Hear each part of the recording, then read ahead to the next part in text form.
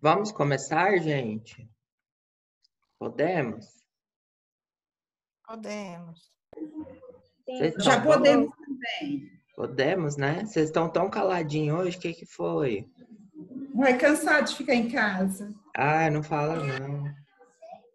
Hoje sextou para todo mundo, né? Não só para... Né? Difícil, viu, professor? Situação Pior, né? difícil. Tem nada para fazer amanhã, né?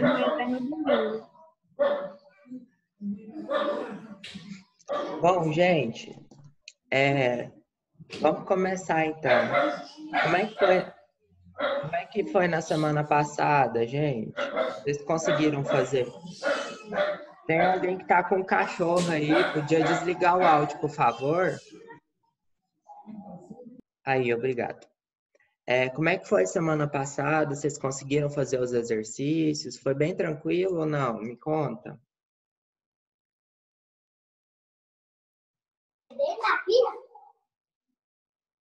Foi tudo bem, gente? Foi, professor, tudo bem. Foi tranquilo, né? Foi. Então tá. Professor, Hoje nós vamos... essa matéria essa de hoje já está no Google Class? Tá, eu mandei a aula e mandei o código da sala, né? Aí o conteúdo, ele tá lá no Unicampus Digital. Ah, esse slide seu, né? O slide está no Google Sala de Aula e na Unicampus Digital também tá. Tá bom, obrigada. Tá bom? Professor, Diga. os exercícios que o senhor está falando que está na plataforma digital da faculdade? Isso, exatamente. Tá feito.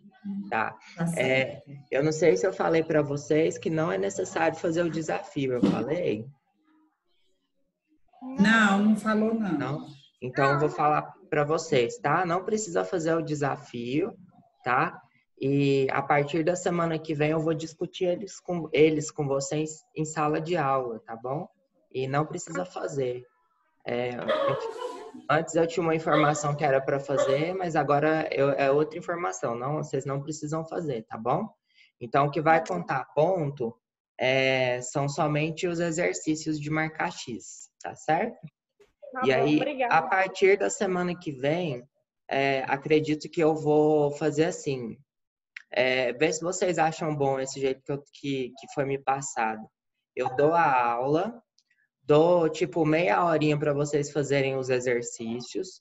E aí, depois dessa meia horinha, eu corrijo com vocês no Zoom. Vocês preferem assim ou não? Que jeito vocês acham legal?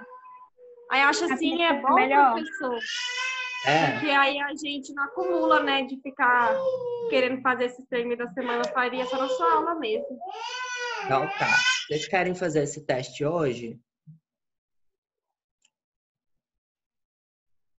Ou vamos deixar para a semana que vem? O que vocês acham melhor? Vamos fazer hoje, seja o que Deus quiser.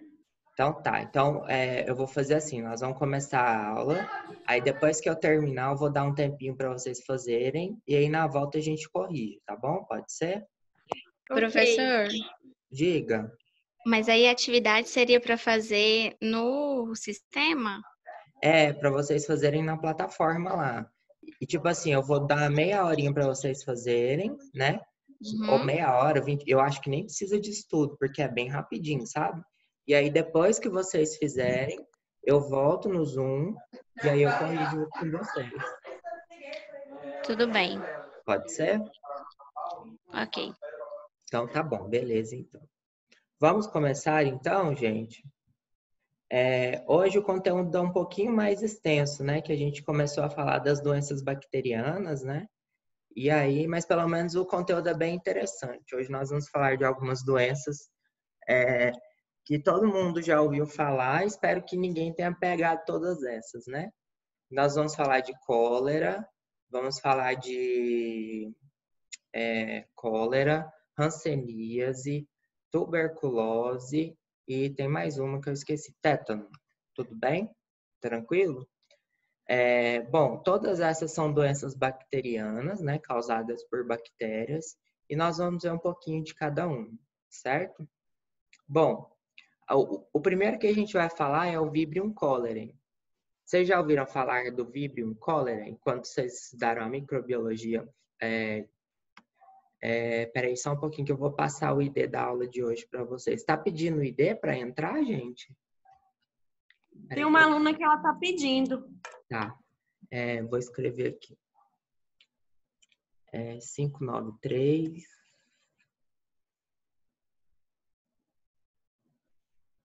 Não, peraí. 539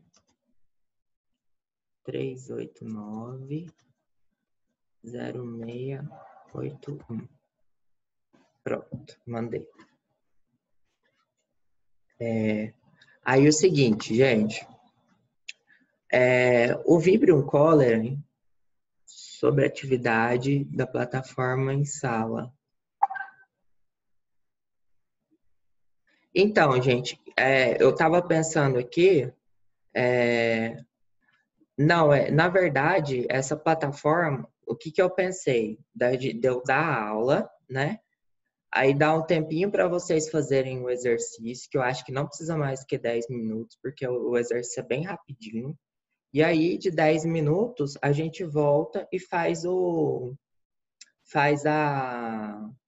eu corrijo com vocês o exercício avaliativo lá, a atividade marcar X. Agora, vocês querem ter intervalo? Se quiser, a gente dá uns minutinhos a mais para ter intervalo, não sei. O que vocês acham? A gente pode colocar... eu acho melhor sem intervalo também, porque já termina logo, né? Pode ser? Aí a gente Eu também acho. Já termina. Para mim, tudo bem, professor. Né? A gente faz a aula e aí depois eu dou 10 minutinhos para vocês fazerem o exercício lá na plataforma, tá bom? E vocês não demoram mais do que 10 minutos para fazer. E aí depois eu vou e corrijo, acabou. Vocês não têm que fazer mais nada para a semana que vem. Tudo bem? Tranquilo? Pode ser? Pode. Então tá. Olha só. Vamos falar um pouquinho do Vibrio cholerae. Vocês lembram quando vocês estudaram lá na bacteriologia básica, na microbiologia básica, quais que eram as morfologias das bactérias? Que eram os cocos, os bacilos e os espirados. Nossa, tá bem feio meu desenho, mas tudo bem, né? O Vibrio, ele é uma morfologia de transição entre o bacilo e o espiralado, né? E aí a gente fala que ele é em forma de vírgula, tudo bem? Por isso que a gente chama ele de Vibrio cholerae, ok? Hoje no Brasil, essa doença ela não é tão comum, mas ela já foi há um tempo atrás associada, né, a baixo saneamento básico, né? Mas já causou epidemias bem graves, né, associadas anteriormente no Brasil, certo? E ele é transmitido por contaminação fecal da água, ou então por vômito, né? Contaminação por vômito, ou então através de alimentos, né? Dani tá dando rede incompatível. Alguém falou comigo?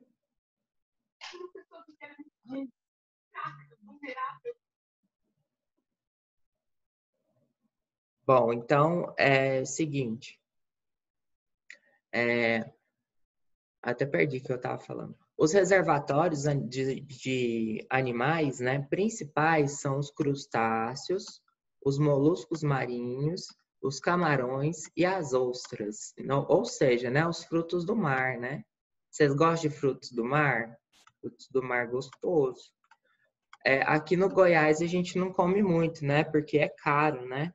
Mas principalmente as ostras, né? Que se come ela cru, né? É que tem a chance maior de ter esse tipo de infecção, certo? Então, por isso que aqui não é tão comum assim, beleza? Qualquer coisa, vocês me param, tá, gente? Bom, os fatores que predispõem às epidemias de Vibrio, né, são as más condições sanitárias, má nutrição, superpopulação e serviços médicos inadequados. Então, esse tipo de doença é muito comum em países em desenvolvimento, onde eu tenho uma aglomeração de população e também, ao mesmo tempo, eu tenho baixas condições, né, sanitárias. Tudo bem, gente? Tranquilo? Sim. Bom, falando um pouco da patogênese agora. A patogênese da cólera depende da colonização no intestino delgado do organismo e através de uma secreção de uma enterotoxina, tudo bem? Então, ele coloniza o intestino delgado e quando ele coloniza, ele produz uma enterotoxina. É essa enterotoxina que vai promover a síndrome da doença. Então, nós podemos dizer que o Vibrio cólera é uma intoxicação, de maneira geral, tudo bem? E, para que a colonização ocorra, um grande número de bactérias deve ser ingerido, uma vez que o organismo é particularmente sensível ao ácido gástrico, né? Ou seja, ao ambiente estomacal, certo? Então, o que acontece? Essa enterotoxina, ela vai lá na célula do duodeno, e aumenta a secreção de íon, de sais, né, para o lúmen, ou seja, para o lado de fora do trato gastrointestinal. Quando esses sais saem, eles carregam a água. Então, aí a pessoa tem uma desidratação, que é o pior quadro da doença, né? E ela tem uma diarreia aquosa, certo? Uma diarreia aquosa não sanguinolenta, que é o que a gente diferencia, né, a gastroenterite de Vibrio cólera por outras gastroenterites, que comumente elas são diarreias sanguinolentas, tudo bem? Então, essa doença ela é limitada, ela é autolimitada, ela tem um prognóstico bom e após uma semana a pessoa sara. Tudo bem, gente? Tranquilo? Sim? Sim. Tranquilo, professor. Sim, professor. Ó, olha só que delícia. Vocês estão fazendo janta agora? Vai comer agora? Quem vai comer arroz? Só mais tarde. Quem vai comer arroz agora? Lembra da... À noite vocês não comem arroz, não? Não, de dieta. Nossa, que chique. Ó, quando tem cólera, a gente tem caganeira de fezes parecida com água de arroz. Olha que delícia. Tudo bem? Quando vocês estiverem fazendo arroz, lembra, tá? Caganeira de cólera. Olha que gracinha o Vibrio cólera, gente. Ele é um vibrião mesmo, parece uma vírgula, não é? E olha que legal, dá para ver o flagelinho dele, ó. Que gracinha. Tudo bem? Tranquilo quanto ao Vibrio, gente? Tranquilo. De boa, né? Nada de dificuldade, né? Matéria interessante, né? Beleza. Alguém já teve cólera? Não, né? Não, graças a Deus, não. Alguém conhece alguém que já teve? Sim. Conhece? E perde peso rapidamente. Ah, que interessante. Foi aqui em Goiânia? Bom, a pessoa veio de outro estado, mas só que a doença só manifestou aqui. De qual estado que ela veio? Ela veio lá do Tocantins, professor. Legal. É porque Foi um não é paciente que nós... Foi porque nós recebemos essa paciente no hospital. E ela deu e fez os exames todos, né? E deu cólera, teve problemas de cólera. E essa paciente ficou mais ou menos uns 15 dias dentro do hospital e ela perdia muito peso, desidratação. Desidratação, né? muito grande. Isso. Ixi, então foi bem grave mesmo. Foi. Foi essa experiência que eu tive com o paciente com cólera. Que interessante. Primeiro relato que eu escuto, sabia? Aqui em Goiás não é muito comum. Interessante. Estava dentro de um hospital. Tudo bem, gente? Podemos ir para frente? Professor, diga. A cólera pode ser confundida com hepatite A? Bom, pelas manifestações clínicas, né? Eu acho que a grande diferença da cólera com a hepatite A é que na hepatite A a gente fica bem amarelinho, né? E na cólera isso não acontece, né? Então, o problema da hepatite A ele é um problema mais hepático, né?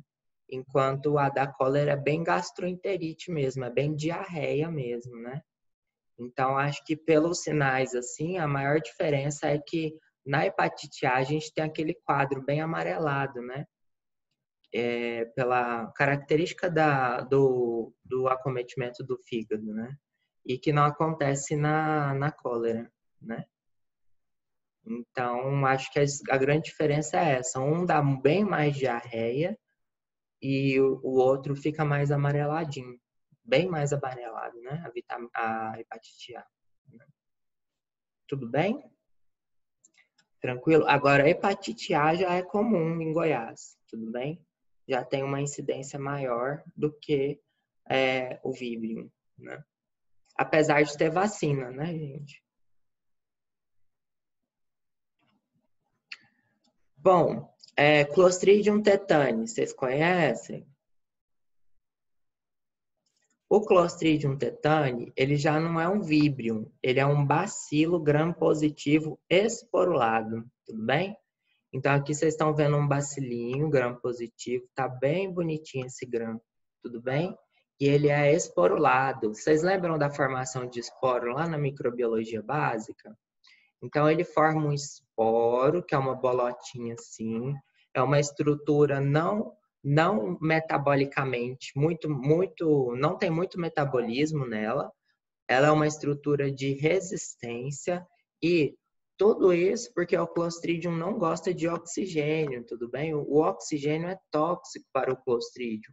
Então, quando ele está em ambientes muito oxigenados, ele deixa de estar na forma bacilar, que é a forma metabolicamente viável dele, e se transforma no esporo para se proteger. Quando ele vai para um ambiente com menos oxigênio, ele volta para a sua forma metabolicamente viável e aí ele começa então a ter o seu metabolismo. Tudo bem? Tranquilo? Como que pega tétano? Todo mundo sabe. Ou alguém já tomou vacina antitetânica, por exemplo?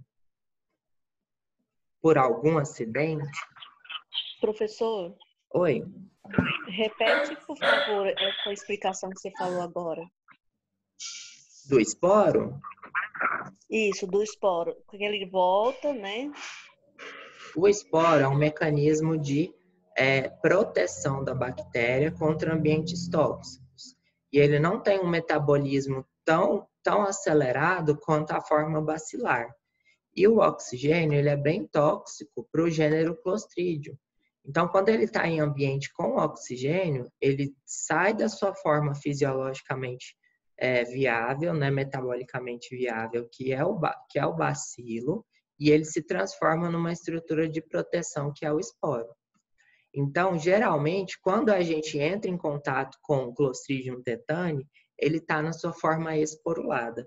E aí, quando ele começa a fazer infecção na gente nas partes menos oxigenadas, ele se torna metabolicamente viável, que é a forma bacilar. Tudo bem?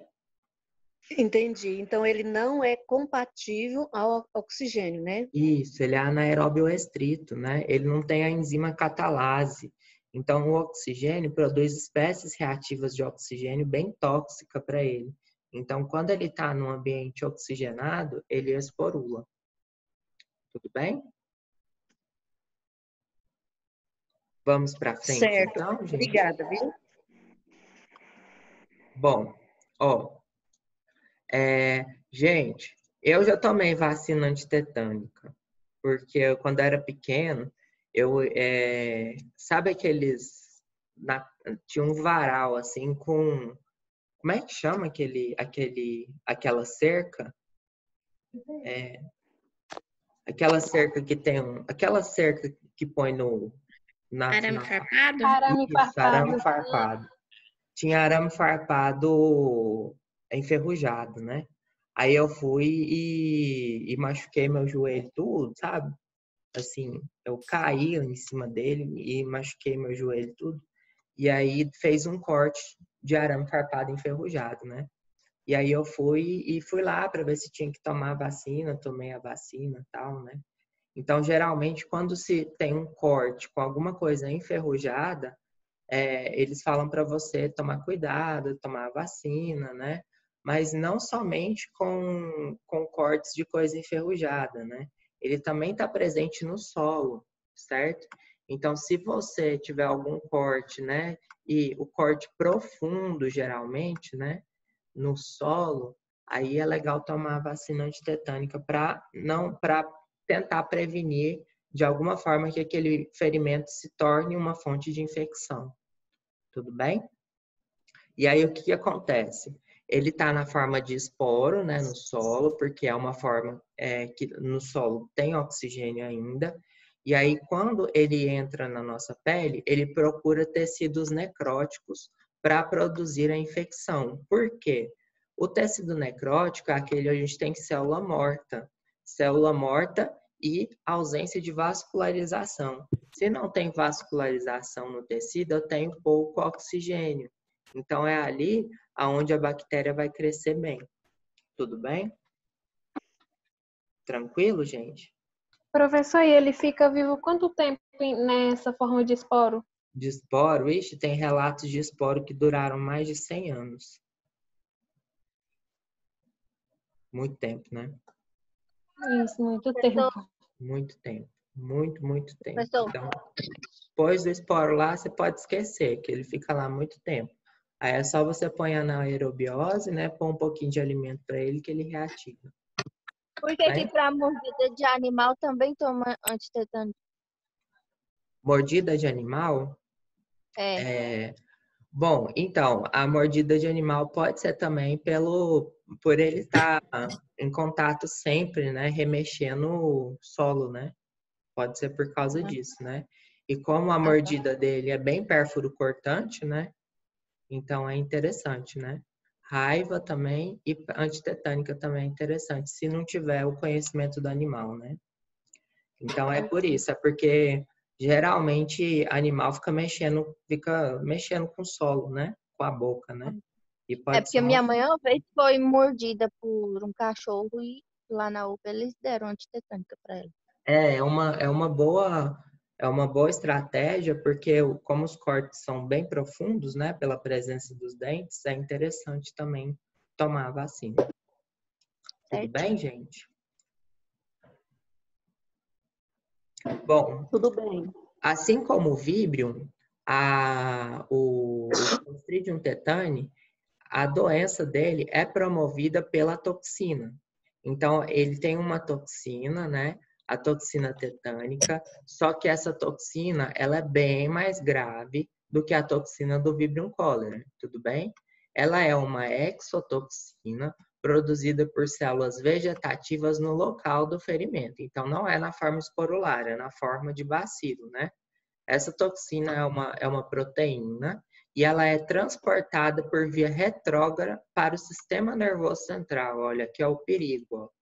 Então, ela vai, né, do sistema nervoso periférico para o sistema nervoso central, essa proteína.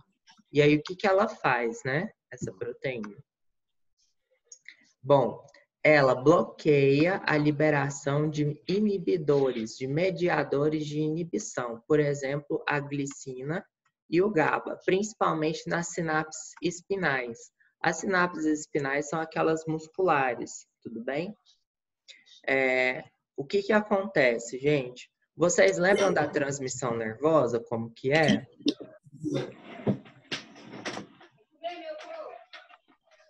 Bom, para o funcionamento do corpo, né, nós temos vários neurônios, não temos?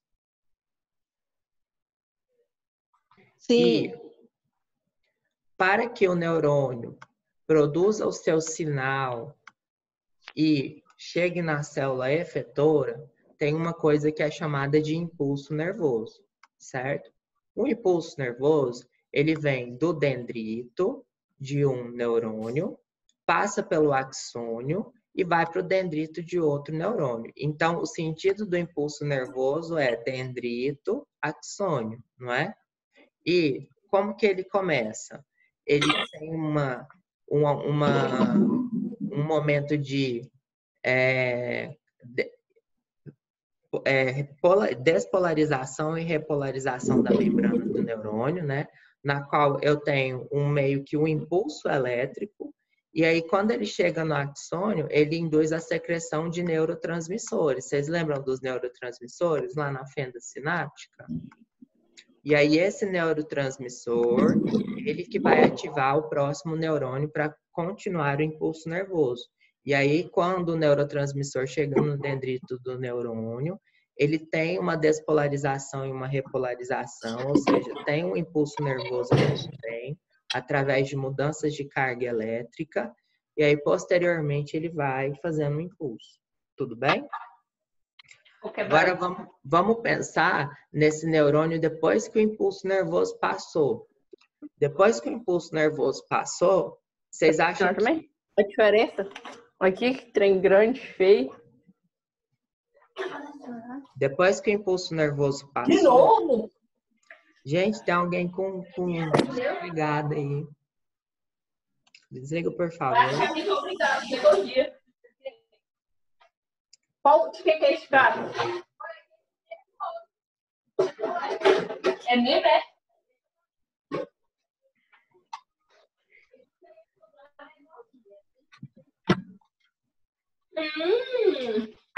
Professor, eu acho que tem a opção de desligar todos os microfones aí. Eu só não sei onde.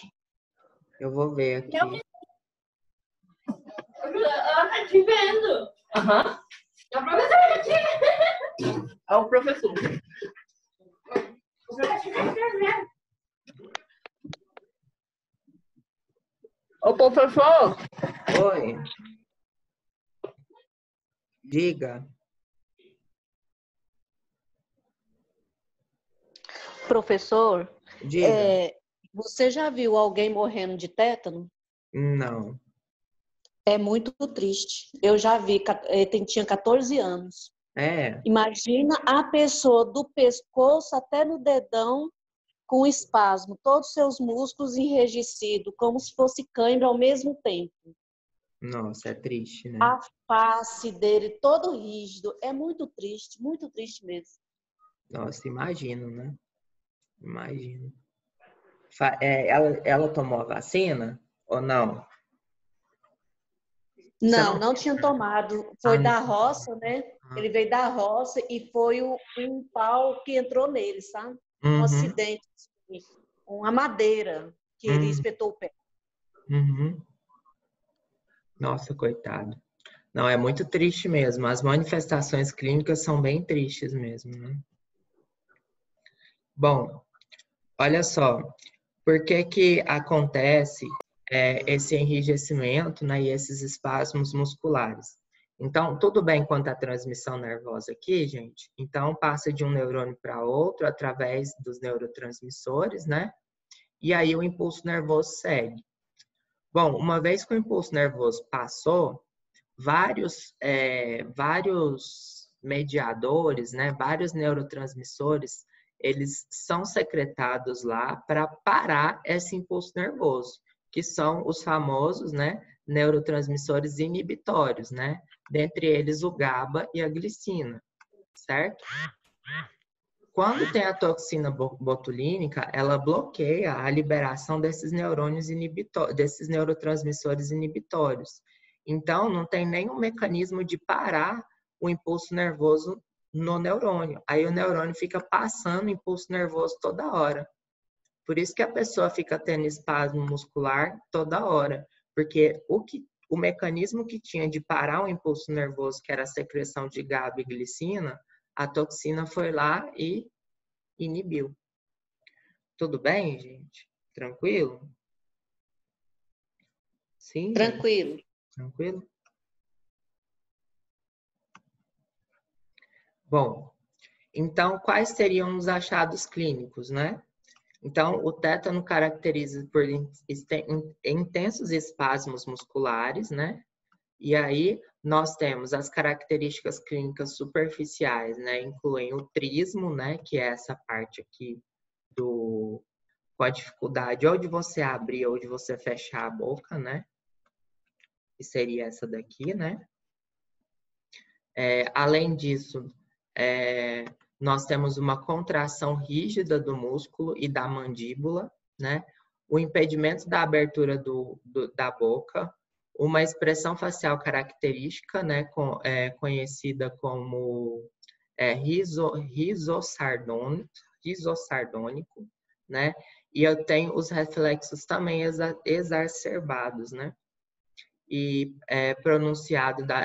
um arqueamento pronunciado das costas decorrente dos espasmos fortes e do músculo isérnios dorsais, que é essa fotinha aqui, né? Que é muito comum como que eu vou dizer? Essa pose, né? Que tem até vários quadros, né? Da antiguidade mostrando essa pose, né? Arqueada, né? Que é muito característico porque tem muito espasmo, né? E uma expressão meio diferente dos rostos, né? Então, é bem característico quanto os achados clínicos, né? De pessoas que estão sofrendo pela presença da toxina. Tudo bem, gente? Tranquilo? Tudo. Tudo? Beleza. Então, vamos para frente. Bom, então, a toxina, como a gente já falou, ela bloqueia os transmissores inibidores, por exemplo, glicina e o GABA, né? E a prevenção é a vacina toxoide, né? O que significa ser uma vacina toxoide, gente? A vacina, ela não é contra a bactéria. A vacina, ela é contra a toxina, tudo bem? Certo? Então, o anticorpo que a gente vai induzir é um anticorpo para neutralizar a toxina, tudo bem? Certo? Quando são utilizados antibióticos, né? Como, por exemplo, o metronidazol e a penicilina, eles não têm um papel tão coerente se realmente ele melhora ou não o tratamento, né? O tratamento principal mesmo é a vacina e principalmente o soro, tá bom? Nós temos o soro também. Vocês sabem qual que é a diferença entre a vacina e o soro? O soro, ele já é o anticorpo pronto. A vacina, o organismo vai produzir o anticorpo. Exatamente. Então, o soro, ele já tem a imunoglobulina, o anticorpo pronto de cavalo, né? Que é produzido para neutralizar a toxina. Enquanto a vacina, a gente vai induzir o nosso corpo a produzir o quê? O nosso anticorpo. Quando a pessoa está muito grave, né, na forma de tétano, né, a gente dá os dois, o soro, a vacina, associada a um antibiótico, mas o antibiótico a gente não sabe se ele tem tanta função para melhorar quanto o soro e a vacina. E a gente também pode dar benzodiazepínicos, tudo bem? O benzodiazepínico, ele faz um efeito reverso da toxina, tudo bem? O benzodiazepínico, ele aumenta, né, a indução da diminuição do impulso nervoso, né? Ele induz os receptores benzodiazepínicos, aumentando a secreção de GABA, principalmente. Tudo bem? Então, ele tem um efeito contrário da toxina. Então, é meio para tirar, né, aqueles espasmos que são produzidos pela toxina. Tudo bem, gente? Tranquilo? Alguma dúvida? Professor, esse remédio, esse que você falou aí, sim, ele também se faz o tratamento com pessoas epiléticas? Sim, sim. Porque faz sentido, né? Porque tudo é por neurotransmissor, né? Isso. O epilético, ele também produz uma hiperestimulação do impulso nervoso, né? E os benzodiazepínicos, eles fazem ao contrário, eles diminuem a transmissão do impulso nervoso, né? Por exemplo, também, quem tem ansiedade, né? Os benzodiazepínicos, eles são ansiolíticos, né? Para tirar a ansiedade. Por quê? Porque vai diminuir os impulsos nervosos. Tudo bem, gente? Tranquilo? Tudo ótimo, pode tocar. Bora. Então, a prevenção, né? Desculpa. A prevenção é pela imunização, ok? Nós temos uma vacina do toxicoide, como falei para vocês, é para prevenir contra a toxina e não contra a bactéria, né? Na infância e geralmente a cada 10 anos, né? O toxicoide tetânico geralmente é administrado em combinação, né, com a difteria, né, para a vacina contra a difteria e contra a Bordetella pertussis, né? Beleza? Bom, e quanto à prevenção, a gente já comentou, não é? A gente toma a vacina e também o soro. Então, nós temos um tratamento de forma de imunidade passiva associada à imunidade ativa, né? Então, a gente toma o soro e a vacina. Tranquilo, né, gente? Alguma dúvida? Não. Não. Podemos seguir, então? Pode sim, tá ótima a sua aula. Sim, então agora, gente, nós vamos para as micobactérias, tá bom? Então, ó, tá dando uns 40 minutos do Zoom, aí eu vou terminar essa reunião aqui e já vou começar a outra, tá bom? Aí o código é o mesmo que eu mandei para vocês, tá bom? Certinho? Ok, professor. Tá? Eu vou desligar aqui agora e rapidamente já vou começar a outra, tá? Ok.